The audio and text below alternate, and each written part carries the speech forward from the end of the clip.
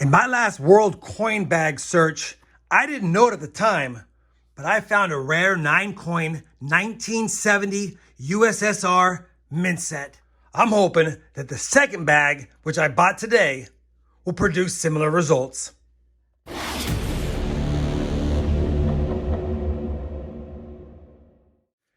Hey everyone, it's RobFindsTreasure and welcome back to the channel. Like I said in the intro, we've got a world coin bag search. And if you watched my latest video, I did buy this whole bag for $35 for a couple of reasons. One, I saw an old Canadian silver quarter here. And two, I saw this silver Jubilee. And I guess three, looks like we have some 10% silver Mexican pesos in here as well. So, seeing that we had a little splash of silver, didn't mind paying $35 to go through it. Plus, I bought it from the same shop that I bought my last world coin bag from. And one of my subscribers reached out to me and said, hey, Rob, you featured a few 1970 coins in that video from Russia that you pulled aside. Those things are worth a lot. And I went ahead and went online, and he was right. So I pulled all those 9 coins out. Unfortunately, there was no mint token with it, and one of them seems to be heavily circulated, and the other one seemed to be almost BU. Either way, I got to make sure they're authentic because there are some fakes out there, but the 1970 15, 20, and 10 kopecks are worth a lot of money after being graded and authenticated. Maybe I'll do that in a future video. That being said, we got to focus on this bag today. Of course, I'd love to see some more Russian coins. I'd love to see some more silver coins other than the obvious ones. And you never know if we might find something even better than that hidden in here. And boy, was there some goodies hidden in this bag. Now, I'm not an expert on world coins, but I know my fair share about many of them. And so even though I won't be doing a variety search, I'm basically pulling out anything that's silvery, anything that looks collectible, any odds and ends, and anything like that for the most part. All right, I've talked long enough. Let's get this bag dumped out and begin the hunt.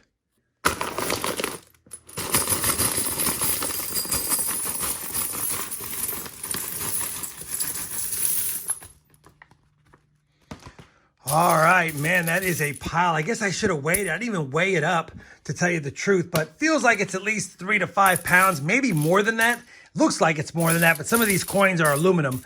Either way, we've got some ration tokens here, some both blue and red ones, and yeah, I'm excited to get in here. We also have this big old thing right here. What is this? 1966 Asian International Trade Fair, Bangkok, Thailand. That's pretty cool. Put that aside. That's something I could probably use with a sand mold and maybe even cast it if I wanted to. Anyway, there's a lot to comb through. Let me run through it really quick, see if at first glance I can pull out a lot of the silver stuff, and then let you know what we got in silver value to kick off the hunt. Okay, I'm literally right back. I just noticed right here, take a look at this. It is corroded, but that's an 1857 Flying Eagle cent. That is most certainly not a foreign coin. That, my friends, is a US coin. And even though it's an absolutely terrible shape, it is cool seeing an old Flying Eagle cent in here, second year issue. Would have been nice to be 1856. All right, now let's get to the hunt. I'm bringing you back for a reason, and I'll get to that in just a second. Had another US coin here. These are all the transit tokens. Got a lot of Canadian small cents, including some older King George V's and even an old King George V Canadian nickel. I'll go through these and see if anything is rare and double check against my album, but we're still sorting. That's all the copies, fakes, and tokens up here. The only silver I pulled out aside so far is this one, which I'll verify its authenticity later. I'm also pulling out a lot of the 1 penny, half penny, and Canadian stuff, but I bring you in because take a look at this. Found this in here, should not be in here. 1798 draped bust, large cent. And it's a bummer because I can't make out the hair design. So I don't know if it's the, what is that? The first hairstyle, second hairstyle. And I don't know if it has the reverse of the 1795 because it's also worn on the spot you would check on the leaves on the wreath. So I don't know which design it is, but it weighs right. It looks right. I actually did a double take at the one I had in my collection, and mine's about the same condition, about the same damage that's on it from environmental. But either way, even in a damaged condition like this, assuming this is 100% legit and it looks like it to me, this has got to be a minimum of a $100 coin as a spot filler for most. And typically G4 for this coin, again, not knowing which design it is never less than $100. So I know it's not G4. I wouldn't even get a G4. It's got corrosion, but still, it's about a $100 coin in my opinion all day. What a great find. Put that to the side because I'm keeping that out of the sort. Now let's get back to the sort. All right, we're back again for a quick kind of letting you know where I'm at. I'm grabbing a ton of British pennies, half pennies. We got some Canadian stuff down here. There are a lot of Canadian small cents.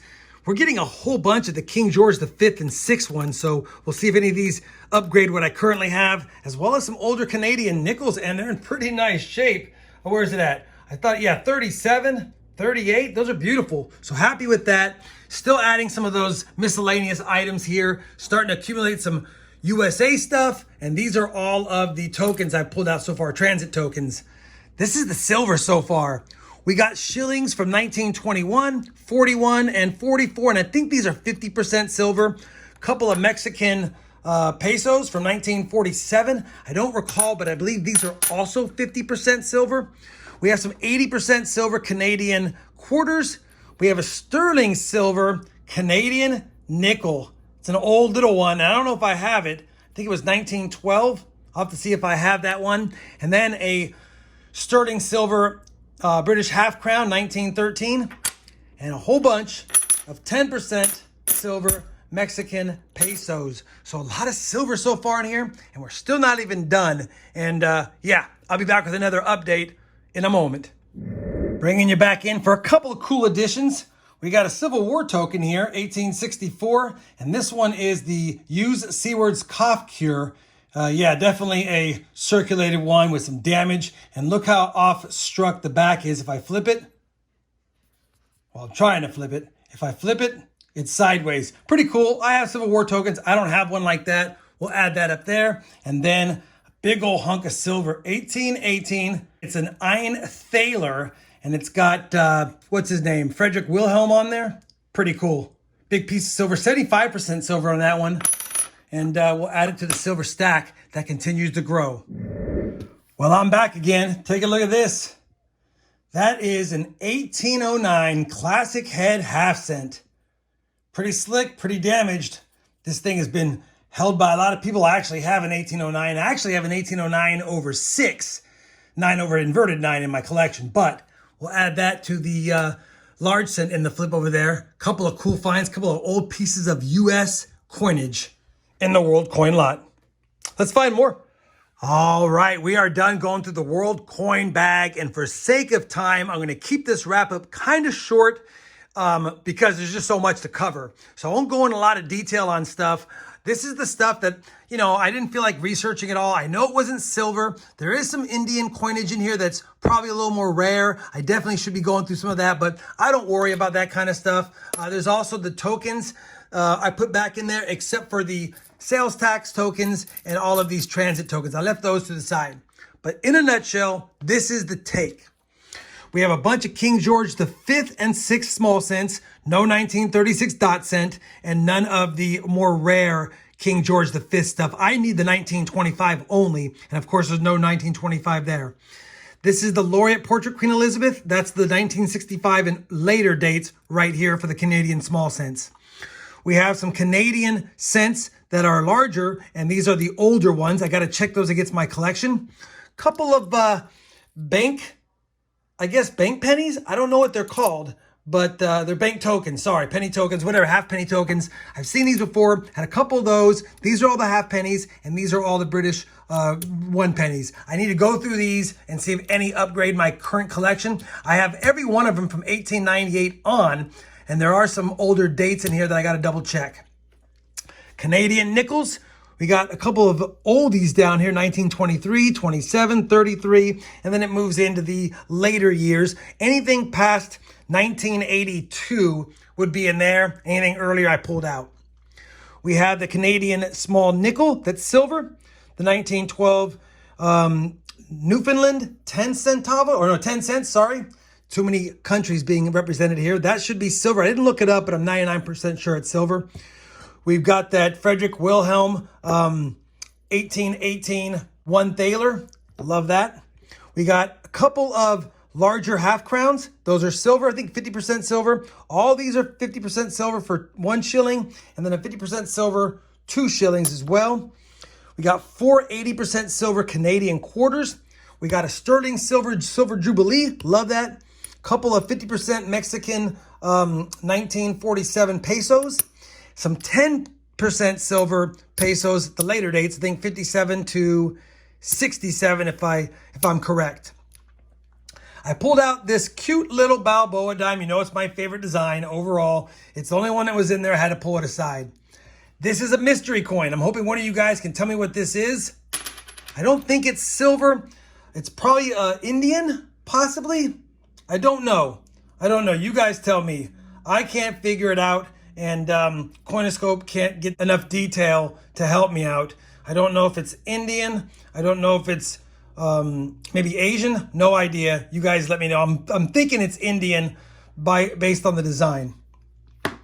That's all the World War II ration tokens, all the transit tokens, a ton of the Missouri sales tax stuff, man. Those are everywhere. I know a couple of my guys that do metal detecting, they dig those up all the time.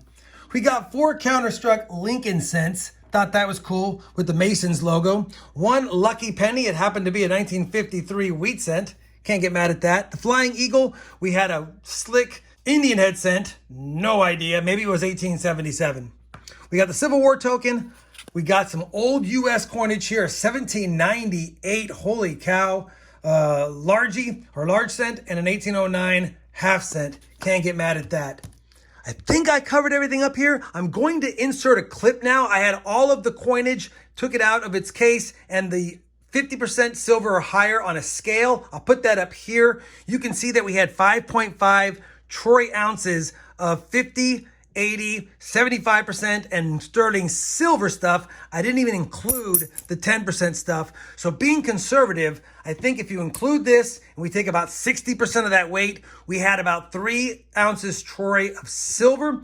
So being that I paid $35 for this bag of foreign coins, we already doubled that in the silver content, just the silver melt value, not any numismatic value and the rest of the stuff. And I'll tell you right now, even selling these as is, they could be holders for somebody. I still would probably get $100, $150 for these 2 coins. So I think we did great. You guys can let me know in the comments down below. This was a fun hunt. What's next for me to do is off camera, and I'm not going to come back and record it because it's been a long video, is I'm going to go through all this stuff, see if anything upgrades my collection, especially this stuff over here and the stuff down here. If it does, great. If it doesn't, still had a lot of fun, like I said. If you guys had fun as well, I would appreciate that thumbs up. And as always, everyone, happy hunting and thanks for watching.